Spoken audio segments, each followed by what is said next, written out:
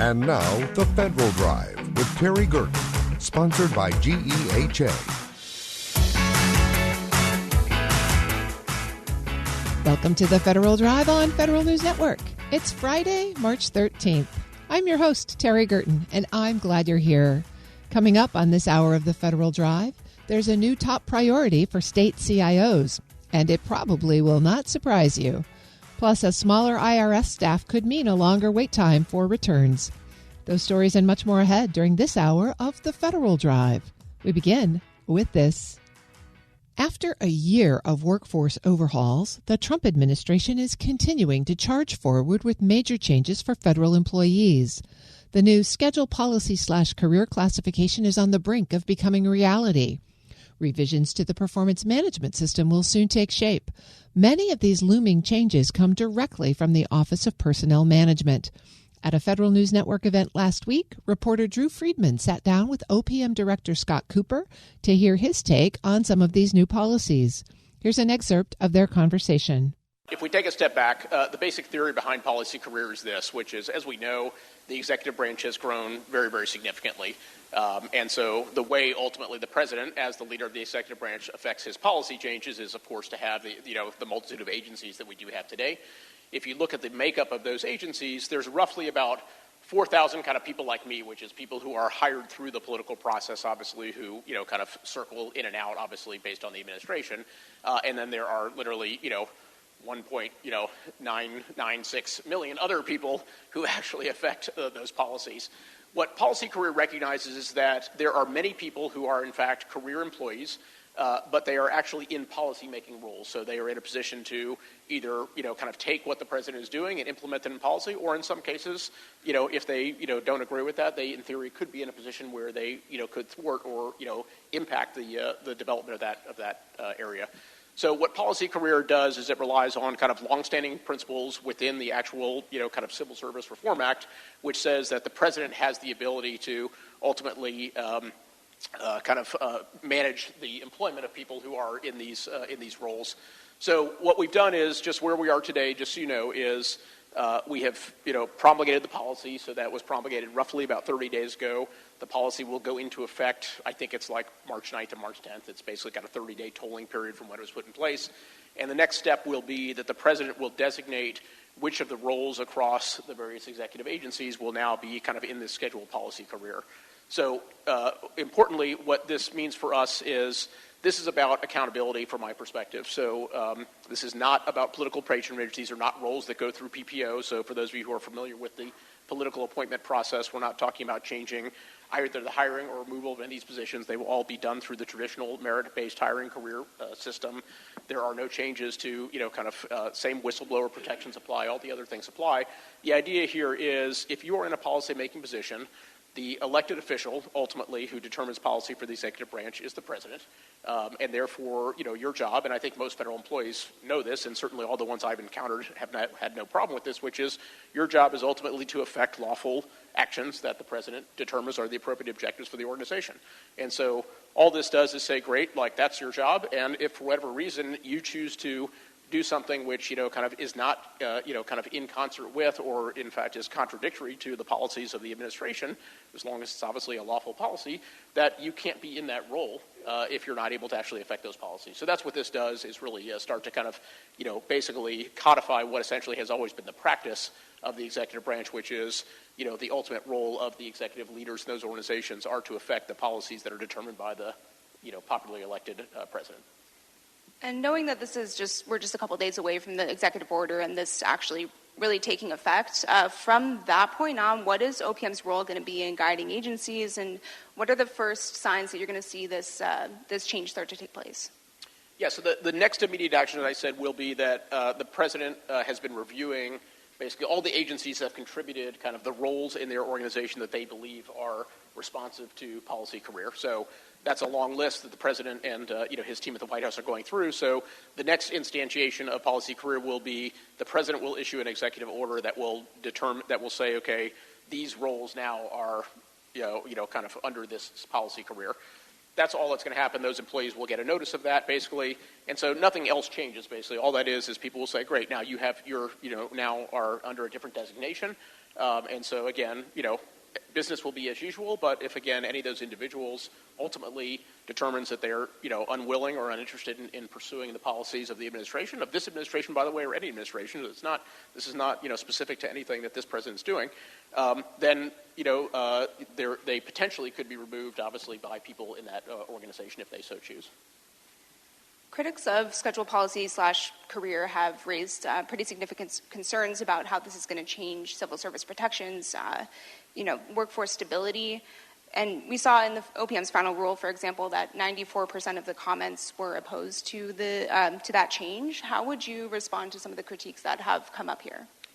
So, look, obviously, lots of people have lots of different views on all these things, so I certainly respect anybody's views on this. As I mentioned, the way I think about this is just really a codification of how actually the executive branch does their activity. In a perfect world, if there were such a perfect world, right, if the government were, 10 people, the president would just be able to obviously say, look, go do this, go do that, and things would happen. But that's not the way things work, obviously. As you know, we've got an incredibly big bureaucracy. And ultimately, what happens is a president gets elected every 4 years on a certain platform. And as a result, that is what the democratic process entails.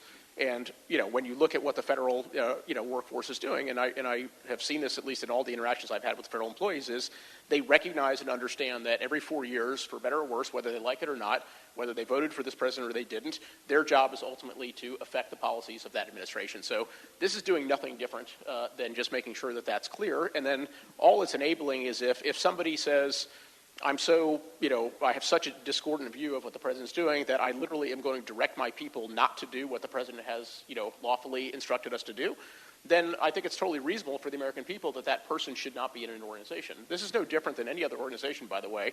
If you are part of a private sector organization or nonprofit organization, ultimately the way policy and, objectives of an organization get implemented is through a cascading factor, right? You have a CEO who determines the objectives, you have managers who ultimately carry out those, and then you have employees ultimately who are responsible to those as well. So we're not saying, don't disagree with the president. That's obviously perfectly what anybody can do and should do, and everybody has the right to do that. What we're saying is if your disagreement then causes you to not fulfill your duties as an employee of the American people and do the things that the lawfully elected president has asked you to do, then, quite frankly, in my mind, the honorable thing to do is either resign from that position and or potentially face removal if you're in this policy career position. I want to move on to a related priority area from the Trump administration. We saw some regulations from OPM recently on performance management. There were changes looking essentially to limit how many employees can receive top ratings in their annual performance reviews. Can you talk about the problems that OPM or the Trump administration sees in the current system and how you are trying to address those? Yeah, sure. So let me just give you kind of lay the basis for this, so if people are not as familiar as some others may be. So not everybody, but most people in the federal workforce get ranked every year on a 1 through 5, but they get rated, at the end of their part of their annual review. Some organizations have a 4-point system, some have a 3-point system, but let's just make the math easy for now and basically say most people get ranked under a 5-point system, 1 being the worst, that you have truly unacceptable performance, 5 being that you are, extraordinarily outstanding. If you look historically over very long periods of time, this is not a new thing, but basically 99.7% of federal employees get ranked a 3, 4, or 5, and roughly about, in that group, something like, 50% of them get ranked a 4 or 5, okay? So if you just think about that across a 2 million person base of employees, one might reasonably expect that you might have a more reasonable distribution, along there. And that's not an indictment at all of the work that the federal employees do, but what that tells me is 99.7% of the people are at or above expectations. That means 0.3% of the people are below expectations. Now, some of you are in the private sector, and the private sector is obviously different from federal government, but in most organizations in the private sector, you would generally see on an annual basis 5 or 10% of the people who are unable to perform at the level that, their managers deem appropriate, and in some cases those people may ultimately, unfortunately have to be removed from the organization. In the federal government, that number is 0.3%, okay? Now, my view is, number one, that doesn't actually I just have a hard time believing that accurately reflects what the performance of the organization is. Two is it creates, in my mind, very, very perverse incentives and the absence of what I think we would want to have in any environment, which is you want to have a high-performance culture. That's OPM Director Scott Cooper speaking last week with Federal News Network's Drew Friedman. You can find more at federalnewsnetwork.com. Up next, a smaller IRS staff could mean a longer wait for tax returns. This is the Federal Drive with Terry Gerton on Federal News Network.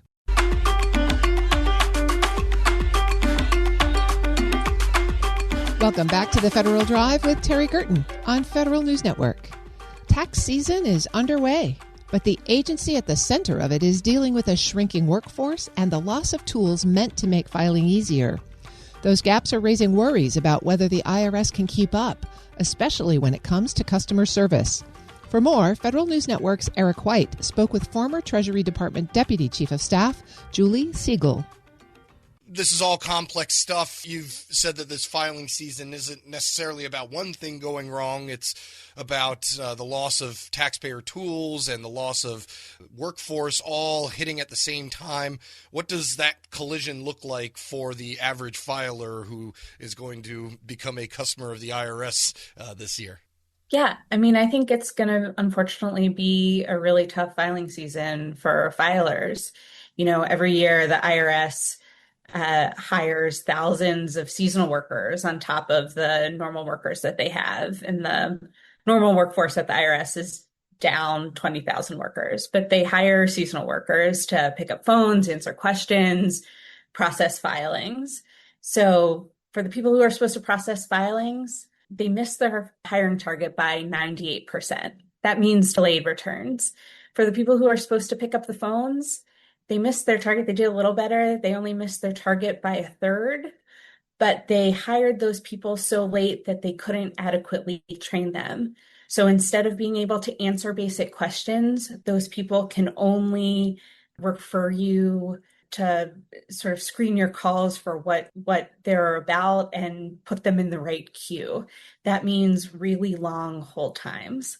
So it's going to be really rough. And what sort of kills me as somebody who believes in good customer service and also was somebody who was at the Treasury Department is that the folks there should have foreseen this, because President Trump signed a big new tax law in July that has a lot of new provisions, whether you support them or not, that apply to individual filers. And they're pretty complicated, and people are going to have a lot of questions about them. And if I was there and my boss just signed a big new tax bill that has a lot of things that I would want people to claim, I would have made sure that people could ask questions. And in the absence of having the IRS in the field to answer those questions, which they can't, to be clear, that's when people are left reeling on hold or turn to where the sort of field is ripe for less scrupulous, text preparers or Twitter or TikTok or whatever for advice, and taxpayers are really left holding the bag. Yeah, coupled with the new rules that are, it's tax law, it's going to be complicated, and not having enough people to adequately address concerns of taxpayers. Where does the system start to buckle first? Are people going to be left in the wind and just saying, well, I did the best I could, and potentially having a few months from now getting a letter saying, oh, you messed things up? I mean, what are we talking about at stake here? Yeah, I mean, I think so. Everybody should know that you are responsible for the tax return that you file. And so I think that if I'm not someone to give tax advice, but know that. So first thing to do is, if you need advice, if you have questions, try and find reliable advice. If you're somebody who is low income, or you're a senior, or you're a member of the military, the IRS actually does have some good resources for you. Some good free resources, some good free help still, that's sort of untethered to this customer service potential chokehold or whatever. So there's a mill tax product that's run by some of the private sector folks. There's the VITA program for low income folks, and the TCE program for seniors. Those are really, really good programs. You can find information about those on the IRS website. For the rest of folks, if you don't have time before that deadline, and the problem with filing season is that there is a deadline, right? And there's only so many hours you have to wait on hold, and you need to find a reliable tax professional. There are two things that I would watch out for. One is to make sure that the person that you find is actually reliable. So ask around. There are no national educational or ethical standards in order to register with the IRS to be a tax preparer. And so that means that in years like this, where every year, but particularly in years like this, where it seems like there are a lot of new tax provisions around, a lot of people hang a shingle. And they try and attract customers by saying your refund will be bigger, your payment will be smaller. Then at the end of the day, they get their fee and there's an amount owed. And so ask around, go to the Better Business Bureau, make sure that people have heard of the tax preparer, that they've had good service before. The other scam that people run into is that they get quoted an amount by a tax preparer. So and then you get sort of to the end of the line, you've given them all your information and all of that. And they say, wait a minute, I didn't know you have a job with an employer and you also drive Uber. The Uber, filing the form for your Uber income will be another $50, or filing your state income tax return will be another $50, or your return is all set, and I'll put your refund in this new bank account. If you want it in your bank account, it'll be another $50. So making sure that you understand all of the fees and you ask the questions, explain your full tax situation. This happens with tax software and regular tax preparers. It happens with the big guys and the small guys. Making sure you do your research and explain your situation is really important. So unfortunately, all of this falls into additional work for the taxpayer this year, since the IRS isn't providing tools or service. Yeah, not to disparage the industry or anything, but as somebody who reviews press releases from the Justice Department, a good majority of those are former tax service assistant, indicted on X charges and whatnot. So, yeah, that's definitely some good advice. I mean, it's a good talking about sort of federal employee issues as well. The Federal Trade Commission and the state attorneys general over the last few years have taken a really big interest in the tax preparation industry, both the software companies and I think also tax preparers individually, about this issue of pricing in tax preparation. So are the free, quote unquote, free products really free, or are they just trying to get you on the door to upcharge you? And there have been a number of settlements with the big tax preparation companies. Those parts of the Federal Trade Commission are severely understaffed now. And so, not to load bad news on bad news, but the watchdogs that are making sure, even as the IRS steps back from providing customer service, the watchdogs that are watching the private sector industry to make sure that it provides good service and doesn't cheat customers, are also likely going to step back just because of staffing concerns. We're speaking here with Julie Siegel, former Deputy Chief of Staff for the U.S. Department of Treasury. On the note of those tools, the IRS didn't just lose people. It also walked away from some of those free tools that were actually free, that helped absorb a lot of the filing demand. With Direct File gone, and what extra friction do you expect taxpayers to run into? Yeah, I mean, Direct File, walking away from Direct File, I think is a huge loss. It's a tool that I helped stand up, and it was a real example of product market fit, if you will. Taxpayers loved it. 90% of taxpayers said it was excellent or above average. And it started small in a couple of states, and every year it covered more taxpayers and more states. And in the last year, it actually took information that the employers that your job sent to the IRS and your W-2 and started to pre-fill it for taxpayers. So you didn't even have to go through the filling out your tax return. It was sort of the dream. It was correcting and adding things that the IRS didn't already have from you, that dream that everybody has, or that frustration that everybody has every tax season when you look at the forms that come from the IRS and say, why, if the IRS already knows this about me, why do I have to go through the hours and hours and expense of filling out these forms? I think that the notion that the IRS should both cut staff, so both cut the person-to-person interaction and cut the automation at the same time.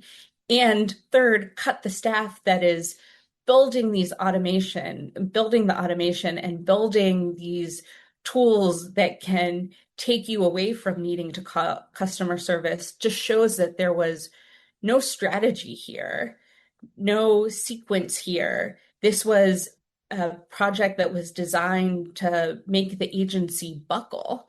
This wasn't a project that was designed to make the agency more efficient. Another place that I can see that I saw this, just looking at where the IRS is now, I saw a study that 77% of the most senior executives at the IRS are gone. As someone who walked into the Treasury Department as a political appointee the week before filing season started in 2021, that's shocking to me and scary to me, and also really explains why filing season is likely to go so poorly.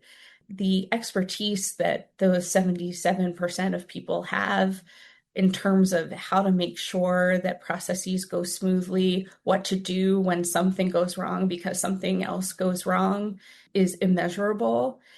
It also is the kind of expertise that, as a political appointee, when you come in with a whole bunch of plans and a whole bunch of priorities, and inevitably the sign-offs and the plans for the processes that happen every year, like hiring customer service agents for filing season, whatever falls sort of lower down on the priority list. It is the expert civil servants who flag for you that needs to happen or there will be a catastrophe.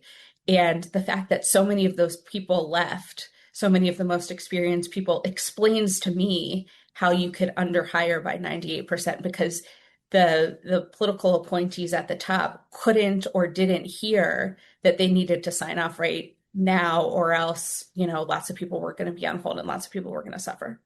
What can the leaders that are still there in the IRS and also Congress, what could it do to make next year easier? And are there longer term fixes that could help rebuild the agency to get it back to square one? Yeah, well, so I think that this is a combination of people and tools, and having a strategy to marry those two things, right? So you are always going to need people to pick up the phones at the IRS and process returns, and there are not enough of those people right now. It is also true that IRS was mid-flight in a modernization that largely got stopped when DOGE walked in, and some of the back end stuff seems to have changed course, but maybe is continuing to work in some sense, though it's very secretive, so hard to, but the customer service tool provision part has stopped. And so I think that Congress can dictate a little bit more what kinds of tools it expects the IRS to provide. And it should dictate, both with resources and targets, how it expects the IRS to hire. Now, Congress isn't doing that. Congress has cut the IRS budget, and it costs money to hire people. One thing that happens when customer service is poor at the IRS is that people go to their members because they have a tax deadline. And so I have picked up the phone in congressional offices. I feel sorry for those staff assistants and interns, but I think that people will hear from those poor constituents who are trying to figure out, I think that it's important for members of Congress to know that this isn't not an inevitable broken IRS. This is not an inevitable broken government. This is the result of poor decisions by IRS leadership in the Trump-Vance administration in August. This is the result of the gutting of the IRS and the firing or letting go or doging of civil servants, and in particular, senior executives over the last year. Julie Siegel is former Deputy Chief of Staff at the Treasury Department. Thank you so much for joining us. Thank you so much for having me. We'll post this interview at our website. Head to federalnewsnetwork.com/Federal Drive. Listen to the Federal Drive on your schedule. Subscribe wherever you get your podcasts. Still to come, applications are open for a program that helps Navy and Marine Corps families pay for school through grants and interest-free loans. But first, there's a new top priority for state CIOs, and it probably will not surprise you. You're listening to the Federal Drive with Terry Gerton on Federal News Network.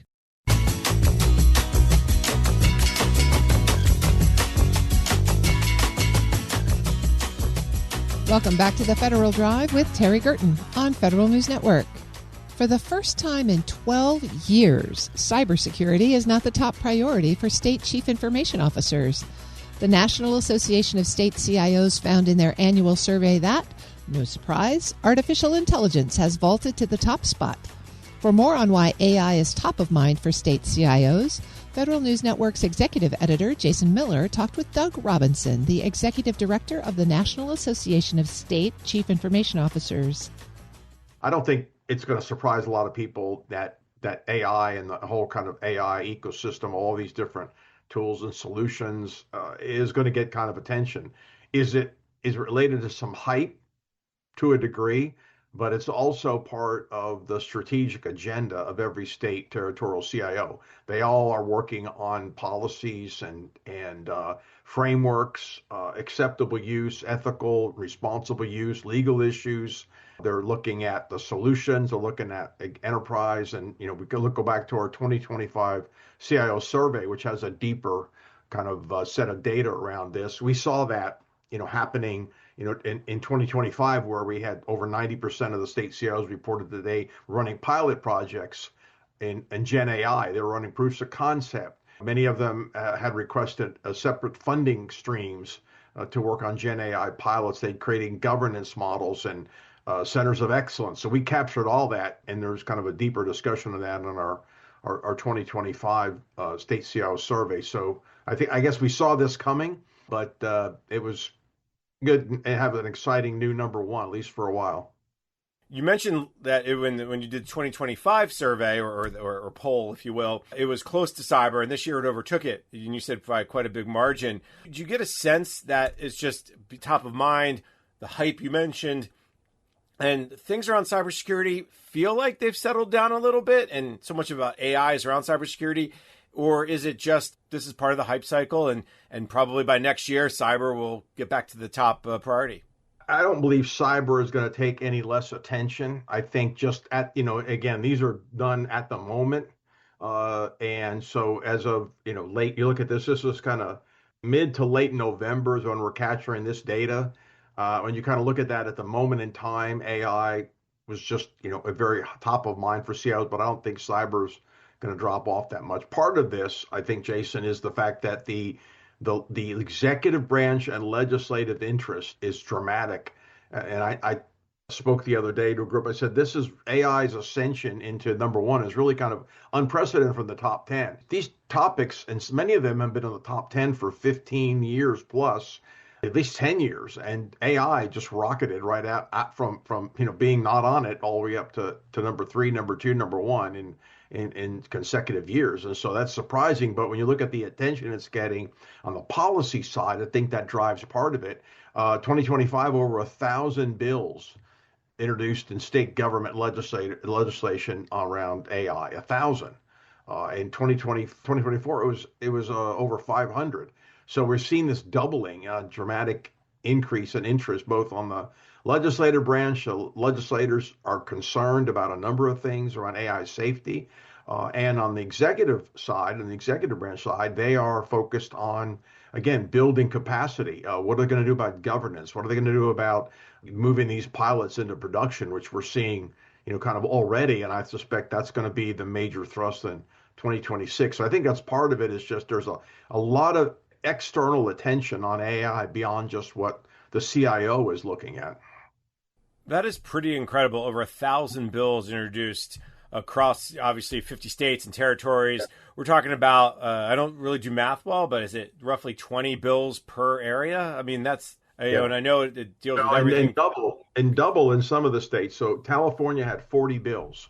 Texas had 38 or 39. I mean, so some states had a large number of bills. And it's interesting when you look at the composition, or like the focus of those bills, it really flipped. In 2024, the focus for a lot of those bills was on the effective use, or I would just say the use of AI in government. In 2025, it flipped considerably to the external and what I'll call regulatory oversight of AI in the marketplace. So legislators are concerned about deep fakes. They're concerned about child safety in terms of the use of AI, the use of AI, I guess I would call it the inappropriate use of AI in the marketplace. And then there's a whole set of kind of lines of business that are concerned about the disintermediation impact of AI on their line of work. And so some simple examples, bills that are introduced by land surveyors. They're looking for some kind of protection from the state, saying demanding that they can't use Gen AI to do land surveying. And then, of course, the state's concerned about the use of their contractors and partners, and they're looking at they're introducing legislation that essentially prohibiting the use of Gen AI for things like Medicaid eligibility determination, or healthcare review, or insurance eligibility. So they're basically blocking all those, saying you cannot use Gen AI. There must be humans that are making these decisions, not some automated machine learning algorithm with a large language model sitting behind it. So you're going to see more and more of that. So there's been some deep analysis already around kind of what's going on with Gen AI in the marketplace and the regulatory umbrella that the states are bringing to that to essentially protect their citizens. Doug, I'm going to try to avoid us getting down a rabbit hole, but is that part of the reason why you're seeing the movement at the executive branch and the federal government, and the recent executive order around trying to help address the different requirements for state AI, because so many bills and so many things get passed and they're all over the place? Do you think that's what's driving that move by the White House? NASCIO has already expressed publicly our strong opposition to both the AI moratorium that has been proposed on the congressional side, and also on the EO, the executive order issued by the White House around prohibiting states from essentially enforcing their AI regulations and laws as a moratorium. And that is exactly part of the reason. So we're on the record believing that the states' rights should prevail, because they have been and have been for a number of years introducing a language to protect their citizens. And so that's driving the interest. We would appreciate and welcome a collaborative approach from the federal government to have a national AI framework and national AI safety considerations, but they have not done that. And they have shown very little interest in doing that. So we believe that a mandate is unwarranted. So without federal action, the states have an obligation, quite frankly, to protect their citizens from unwarranted, unethical use of these tools. As I said, we're not trying to go down a rabbit hole. I do appreciate you kind of explaining where NASCIO stands and how you're looking at this. I think it's driven a lot of consternation across, I imagine, state and local governments when it comes to the executive branch, the federal government kind of pushing out there, hey, this is what we think should go across all states and localities. So and there's I won't continue digging this rabbit hole, but when you think about it in today's environment, there's very few issues where you have almost universal coalition that are supportive of this opposition to the federal action, and we have that. So any of the groups that we've been involved in, from the state legislative group, the local government groups, NACO and NLC, the U.S. Conference of Mayors, we all unanimous, and this coalition. If you look at any of the correspondence that have gone, they includes the entire coalition of groups that we have all expressed our opposition to these mandates, both congressional and from the White House. Doug Robinson is the Executive Director of the National Association of State Chief Information Officers. You can hear his full interview with Jason Miller at federalnewsnetwork.com. Search Ask the CIO. Coming up next, applications are open for a program that helps Navy and Marine Corps families pay for school through grants and interest-free loans. This is the Federal Drive with Terry Gerton on Federal News Network.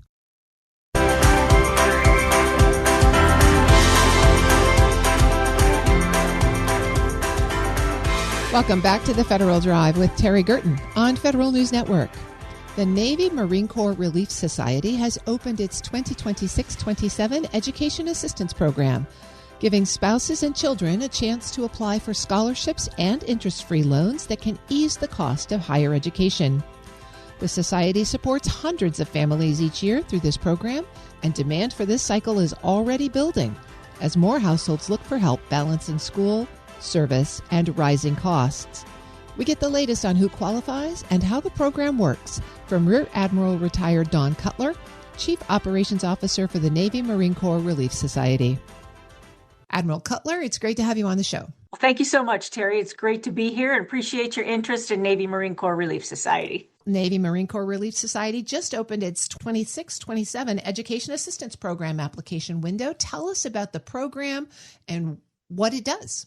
Sure, be happy to. Well, first of all, Navy Marine Corps Relief Society is a nonprofit that supports active duty and retired sailors, Marines, and their families when they have any type of financial need, or we have services that also help them. And so we are really focused on helping our families build financial stability and well-being, because we know that financial readiness supports mission readiness. So among all of our programs and services is our Education Assistance Program, which supports spouses and children of active duty and retired sailors and Marines. So we offer needs-based scholarships and interest-free loans to support the higher education goals of our Navy and Marine Corps families. So these scholarships range from $500 up to $3,000.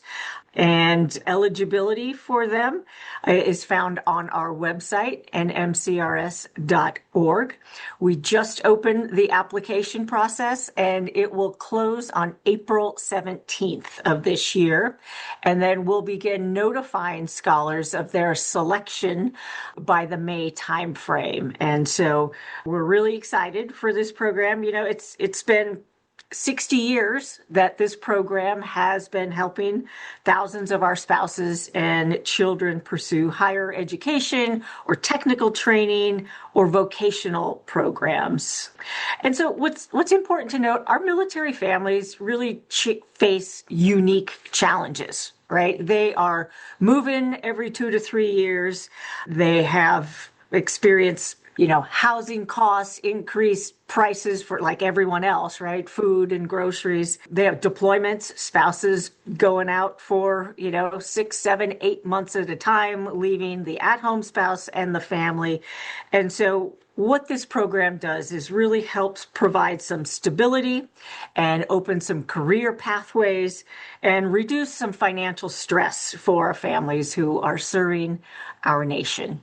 You mentioned that this program has been around for 60 years now. Is there anything new about this cycle that you want to make sure that people know about? Every year we offer these kinds of scholarships. We have about $500,000 that's available for scholarships.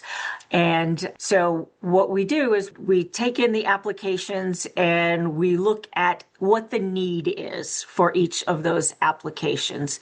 And what we do is we take the cost of attendance for the scholar's selected school, and we subtract what's called the student aid index that comes from the FAFSA form. And the FAFSA form is the free application for federal financial assistance. And so we rack and stack that by need, and then we take our pot of money and we divide it up. Now, what we do, because we know spouse unemployment is such an important issue within the military. Again, because our families are moving every 2 to 3 years. And so they might leave a duty station where they had dual income and go to a duty station that has single income.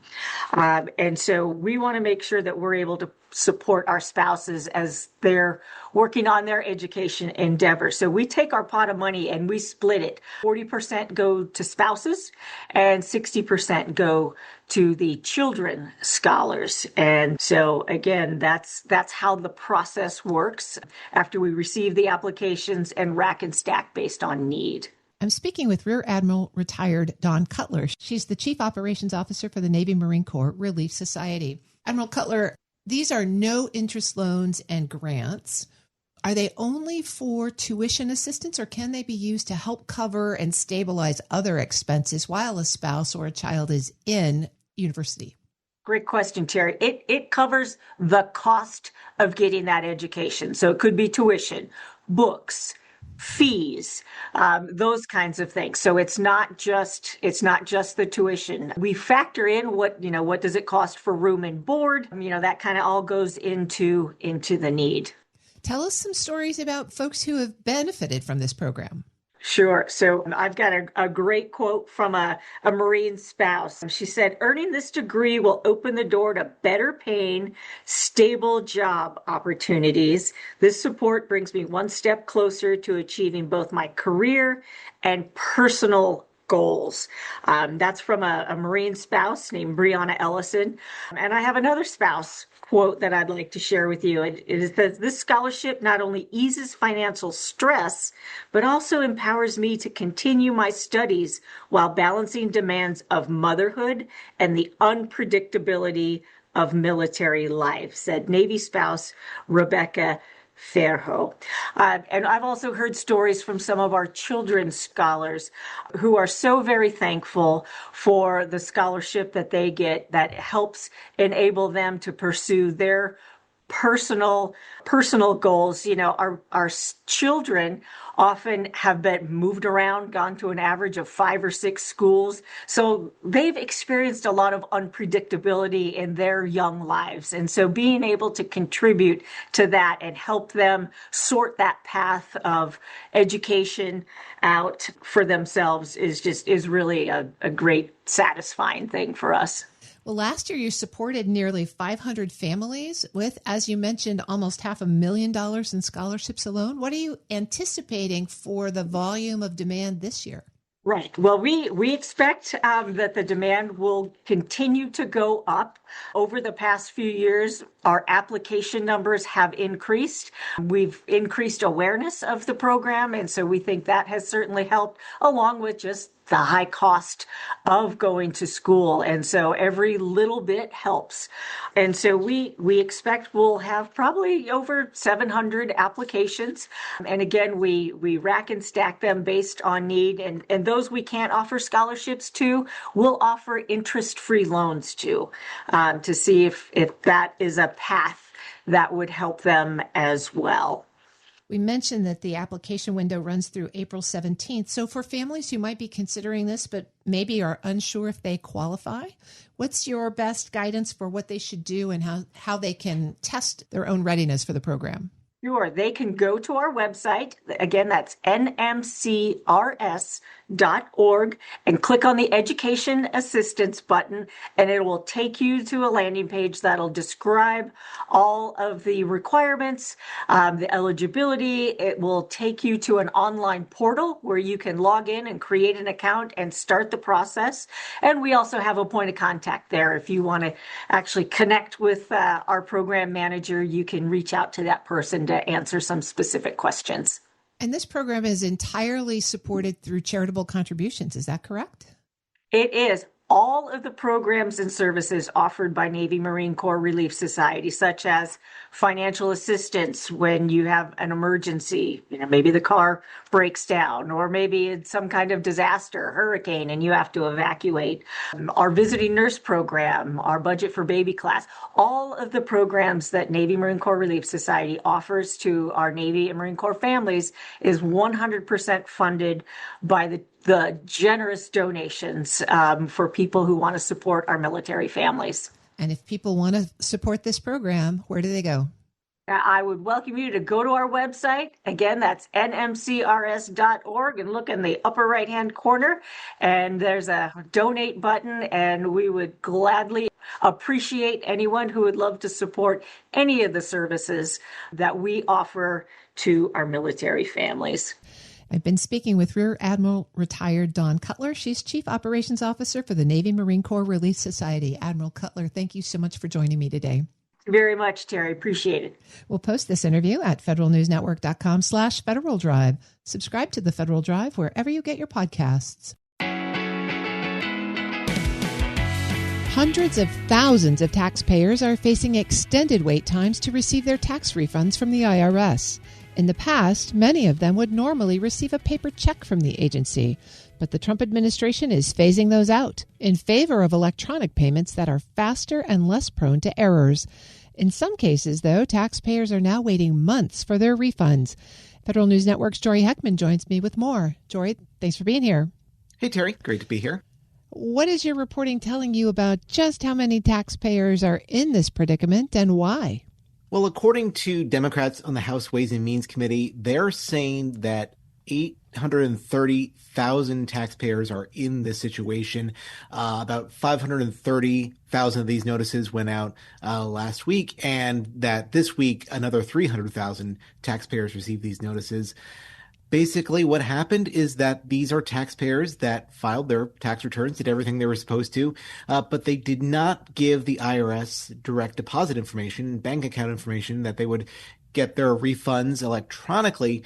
And so the IRS has no means of sending that return the way that they would prefer, which is electronically, digitally, rather than cutting a paper check. And that's because last year, President Donald Trump signed an executive order directing agencies like the Treasury Department to wean off of paper checks and to move as many of their payments electronically as possible. There's some motivations behind that.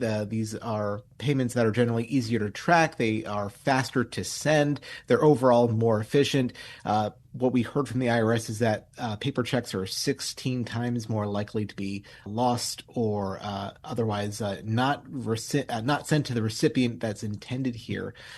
And so that's the general thrust of what the administration is looking at. But these are taxpayers who are waiting longer than they otherwise would have to get these returns. How long are they having to wait? Upwards of about 2 months in some cases. This is a much longer wait than most taxpayers. And in the cases of taxpayers who do send their direct deposit information, they can expect to get their refunds within about 9 days. And so I spoke to Anisha Stephen. They're a former senior advisor at the Treasury Department. They now work at the Roosevelt Institute. And Stephen said that this is a really tough situation for people who are perhaps unbanked or in any number of situations because taxpayers who may want to give the IRS their banking information, if they have it, they can only resolve that online. They have to set up an online account and give the information to the IRS that way. There's no option to do this over the phone or in person. And here's what Stephen had to say about that. We often in this country talk about people living paycheck to paycheck, but the reality is that people often also live refund to refund. Getting a refund, especially if you are a low-income person, if you rely on things like the Earned Income Tax Credit or the Child Tax Credit, these are infusions once a year from the government that help pay down credit card bills, that help with future forecasting for households. Having a delay by 10 weeks or more for close to 1 million people is unacceptable. Jory, how did the IRS help prepare taxpayers for this transition? So the IRS did send out a press release and a public announcement last fall in September saying that this change was about to happen, that it was imminent, and that in the upcoming filing season, paper checks were no longer going to be an option for the vast majority of folks. The executive order that this all falls under does grant some limited exceptions. Those haven't been clearly defined yet, but there are some carve-outs for people who absolutely have no other means of getting that refund.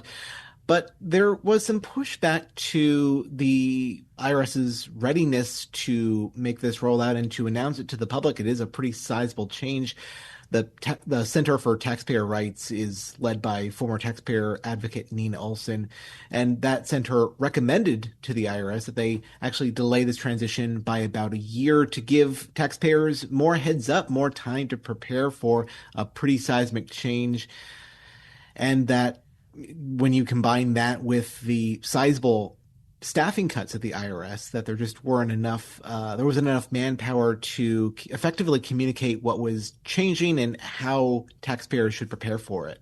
Folks who are unbanked probably have other challenges with being reached by that information from the IRS. So what are Treasury and IRS saying about the situation?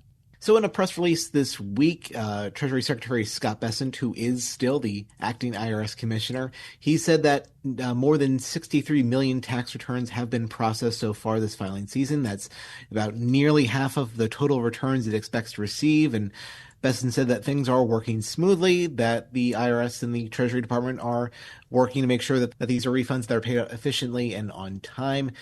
We also recently heard from the IRS Chief Executive Officer, Frank Bisignano. He told the House Ways and Means Committee last week that the filing season has gone smoothly. We're about roughly 40% through the filing season.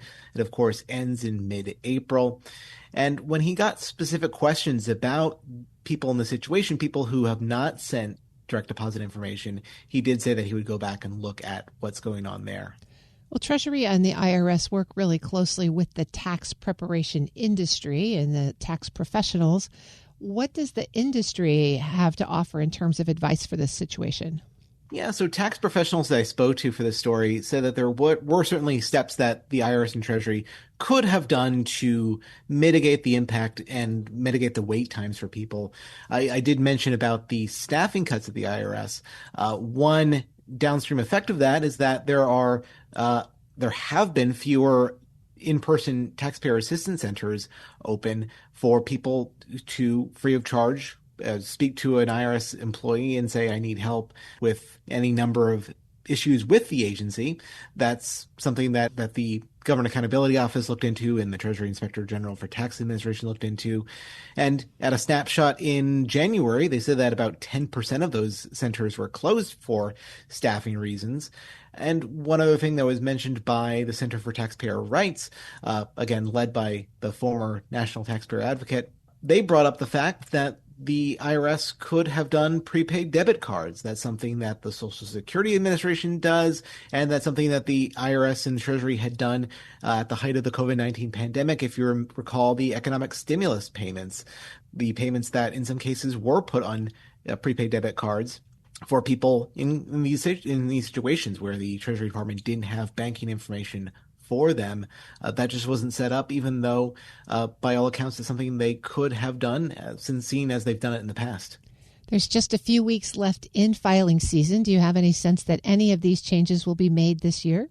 You know, since we are at the 11th hour of the filing season here, unlikely that these changes would be made now. But one thing that's been talked about in putting together this story is that people hope that this is the last filing season, that this is a problem, that, you know, by the time we're in the situation a year from now, that the IRS and Treasury will have worked out the bugs, that for people in these particular situations, they do have a workaround for them.